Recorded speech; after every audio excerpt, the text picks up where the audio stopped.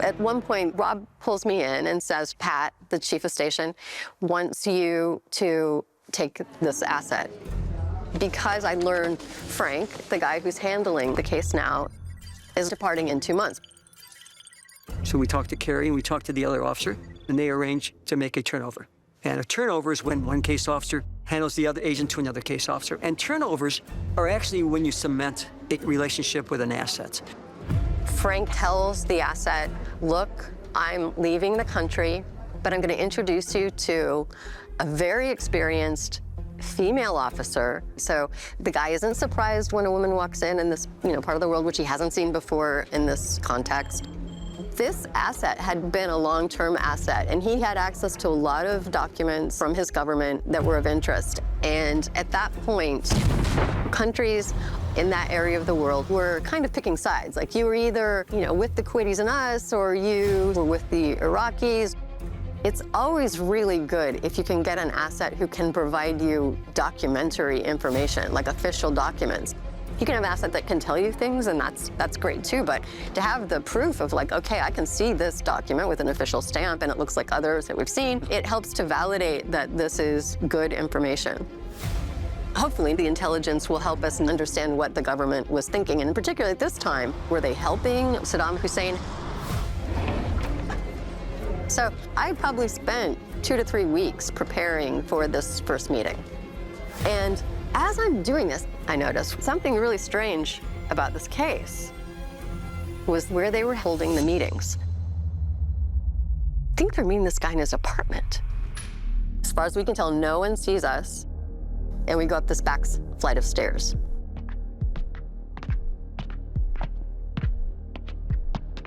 We emerge out of the stairwell, look around, no one's there. Walk quickly down to where the apartment is, push on the door, it's ajar like it's supposed to be. We walk in, and it turns out I did not know really what I was signing up for. In many countries, if somebody is caught meeting with the CIA officer, they can be executed. And unfortunately, there is a history of that. When you run an agent, you are responsible for that person's life, and you better take it seriously. At that time, it was the original Gulf War, and this asset had been working for us for years. He had access to a lot of documents from his government. So I have all of these things that I have brought along inside a black leather purse-looking thing. So from the outside, it looks like I just have kind of like a big tote bag or purse, and it's typical of what you might see someone carrying there.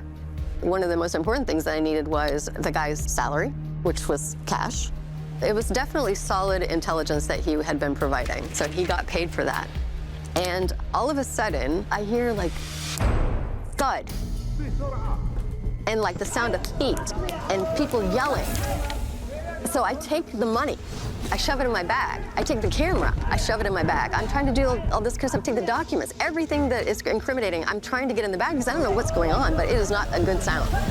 As I'm doing this, they bash the door in. About 6 guys come in. One of them has a camera, and he's like snapping pictures, and they start yelling, and they're saying, you're spies, what are you doing in our country? And I look at Frank. He looks as surprised and confused as I am. It's all happening really fast. I'm really thinking about, okay, what is going on exactly, and how do I make sure I don't do anything that makes this situation worse?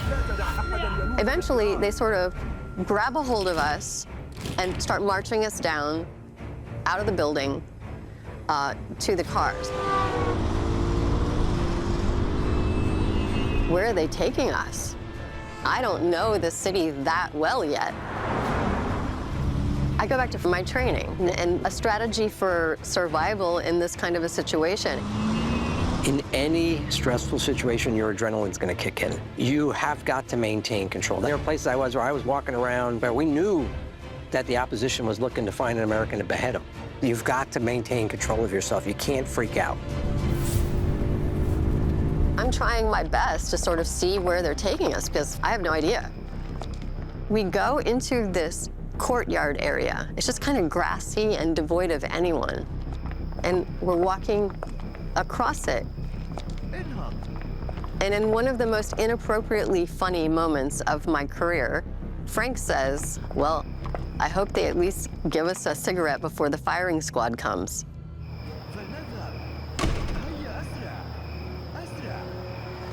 They march us across the rest of the courtyard and into the building. And at this point, the lights are, like super bright and we're going upstairs and into this beautiful conference room, which is not what I expected at all.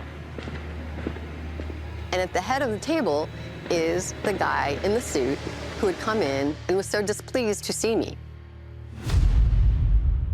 I know that he's important in this organization, which I assume is their FBI equivalent intelligence service. And then I look to his right, and there's Rob, my deputy chief of station.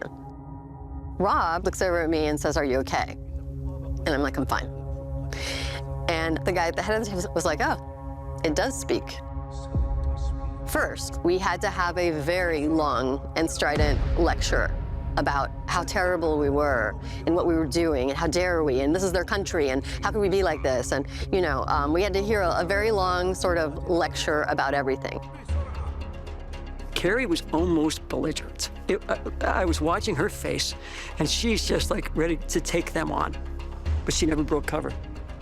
Never broke cover. I was given 24 hours to leave the country, and Frank was given a couple of days. We were lucky, because many times they'll P&G the whole station. Persona non grata means basically get out of my country now. They said, these officers need to leave the country. We are not going to make it a big public event. However, this has been embarrassing, this is going to hurt relations, and your ambassador will be told about it by the foreign minister. Afterwards, they're released. We then go and do a debrief in the secure space to help us understand exactly what happened. Frank and I were worried that people would think that we had made the mistake, and that's why this happened. And we start piecing together little bits. I have little bits that I recall. Frank has little bits that he recalls. We put it together, and then also Rob has some really interesting perspective because he's been dealing with the head of the service and is the one called in. So we start, talking about it. Both of us are sure that we didn't bring surveillance, that this was all planned. That was borne out by the way that they came in, how many of them, the camera, the charges of espionage immediately, and the disappearance of the guy. And then the big question, why did they call Rob and not Pat, the chief of station? Why were they so surprised to see me? The man coming in, tugging on my face, Frank being put in what looked like a kind of an office, and I was in a jail cell. Rob was like, "Okay, Frank, what did you tell the asset about the new officer?" Well, I told him it was a female officer because I didn't want him to be shocked, and that she was very experienced. Carrie and the chief of station are tall women, relatively tall women, and about the same size. They would not believe that we would have two female officers, and they thought they had the chief. They thought they caught her, and they're ready to get her out of the country. We're going to get that woman out of here. If you want to embarrass the CIA in your country and maybe get them out, what a better way to catch this chief of station red-handed. It would have been a big win for them. But I'm still really concerned, about what happened to the asset. It turns out that the asset had, earlier in his marriage, been stepping out on his wife. And, once scorned, hell hath no fury. She watched that guy like a hawk. And one day, apparently, she was talking to some of her extended family and griped about him and meeting these Americans. And it was the wrong person to say that to, because that got back to this country's intelligence service. And they started watching him. They apparently caught him taking documents out, and then were able to coerce him into working for them to catch us. After that, he went to jail. They did not forgive him for the espionage, for sure. But my gut feeling is that they would have let this asset run against us and feed us information, because it's always in the other side's interest to give you false information and to see what you're interested in. But when that asset was told and reported, hey, it's going to be a woman. They said, we got the chief. She was doomed from the day she got there.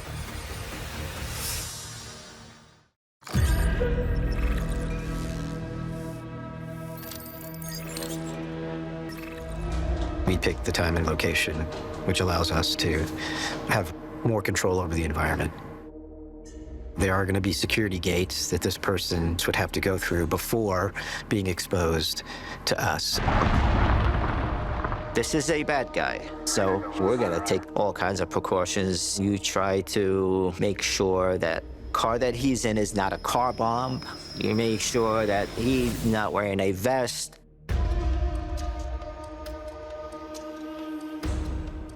So he enters the room, and he definitely looked the part. He was a large, burly man, beard, weathered face.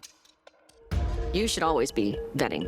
To vet a source, you're always having to kind of test them. You've got to be able to make sure that they're an appropriate person to work with so that they stay safe. And then you also need to make sure that what they're giving you is solid intelligence. So I asked him, tell me who's in the network. And he was able to validate what we already knew. Again, a good vetting strategy, but also providing new information that we didn't know. So, you know, he made an impression on me that this guy could be the real deal. And to his credit, he was willing to assume the risk that came along with choosing this path. This was a once-in-a-lifetime kind of an opportunity. He didn't hide anything, of course. He did say a couple weeks ago if he'd seen me, he would have shot me. I told them that if we ever learned of him being compromised, that we would do everything that we could to protect him. And that meant a lot to him. We definitely walked away from that meeting feeling better about the relationship. As the case progressed, Ali came to me and said, hey, there's a concern that somebody in the group is talking, and they're looking. Operation-wise, that was a huge deal. You're concerned if his cover is blown. The fact that the intel that was coming in was allowing the military to strike more and more targets.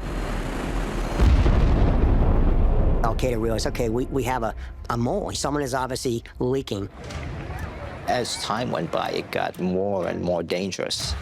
And the terrorist groups, they got very sophisticated with how they identify those that were working for the U.S. forces.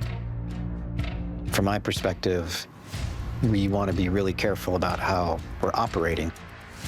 But in this case, he was not concerned. He was like, I'm fine. You have to trust me on this.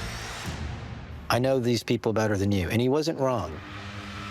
And I'm like, well, it's my job to worry about these things. You know, he didn't necessarily know tradecraft and security. Maybe he wasn't thinking about some of the things that we were thinking about. But that's just the reality that, you know, sources can bring in a lot of good information, but the more successful they are with that target, the more risk and more of a target you put on the head of that source.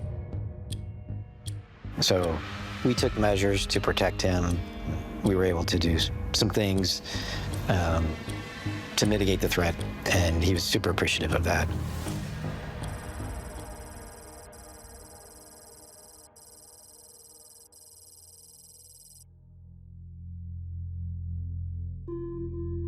It just downplayed any scrutiny that could have been associated with him. And, you know, he was able to maintain his credibility through that time, and he was very appreciative of the steps that we took. It seemed to settle down for a couple of weeks. And then 3 weeks later, we were in contact, and he indicated that he had been asked to meet with a senior al-Qaida leader, someone he had not met before, but he was being asked to meet with them the following day, and that he viewed this as a very positive step, that his role as an advisor, he was making an impact, he was trusted. He said, this is a good thing. My first reaction was, this seems really out of pattern. He had just been under scrutiny a few weeks earlier.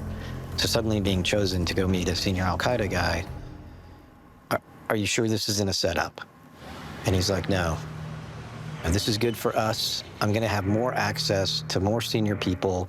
We're going to be able to do more damage against this network. And again, I was very concerned about this. It just seemed to pop up out of nowhere. Everybody had alarm bells. But when the high command say to anybody, you're doing this, it put everything in jeopardy. When anything happens, you're a goner. After receiving this information, I advised the special operations unit that I was working with, and obviously the station, and asked for more resources so that we could be better positioned to monitor what was happening with Ali the following day. If he was indeed having a meeting with a more senior al-Qaida leader, we want to be positioned to understand what that looked like. The day of the meeting, he was told to be at a certain place at a certain time through his network. Emissaries picked him up at a certain place and started to employ what we know as, al-Qaida tradecraft. Surveillance detection to make sure nobody's following them. They're doing car swaps, things like that, which we had seen before.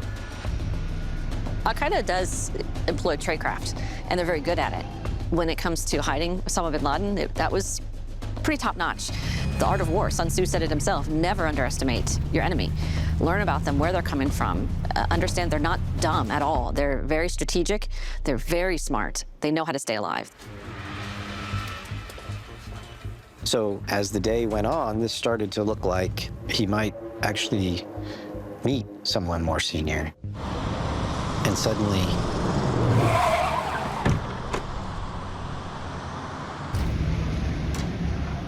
he was at gunpoint asked to leave his vehicle and blindfolded and put into the trunk of a second vehicle. And at that point, I realized they're going to kill him. Turns out that al-Qaida had suspected him of being the mole, and therefore they had set up this entire day to get him to a location and execute him.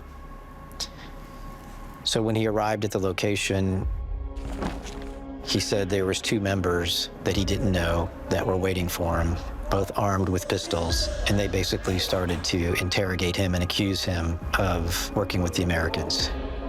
There was no senior al-Qaida meeting. They were there to kill him. They were being extremely hostile with him. They didn't have any specific information to point to that compromised him, other than, to threaten him. I think hoping that he would admit to it, and he wouldn't. But either way, the group was intent on eliminating a group of people that they suspected of potentially working for the Americans. And unfortunately, this was his day. Eventually, it got to the moment where they were done talking and pointed both their pistols to his face. They asked him if there was anything he wanted to say before they executed him, and he said, "I'd like to pray." And they granted him that wish. As Ali describes it, there was a prayer rug. He knelt and began praying. And as he was praying, he said that he was praying for his family, and he had remembered what we had talked about, that if he had ever gotten in trouble, that we would do whatever it took to try to forewarn him, protect him, and save him. And as he was praying for that, he heard the helicopter land on the roof. The ground element was coming through the door, and in that moment, it was enough of a distraction where they didn't pull the trigger. And to see it turn the other way like that, he felt really, really lucky and fortunate. And that's why when we removed the blindfold, he just burst out with emotions. It was a very significant moment. It was a very, very strong moment. Yeah, I got a little bit emotional. I'm sure Pat did too. It's a very powerful moment. It's hard to believe. And he was, very thankful. And I kept assuring him, like, it's okay. It's all right. You're gonna be all right. But, it was an extremely Emotional day, from beginning to end, the highs and lows, the unknowns, the bravery of our American colleagues in the Special Operations Unit to go do this operation in broad daylight. Pretty harrowing.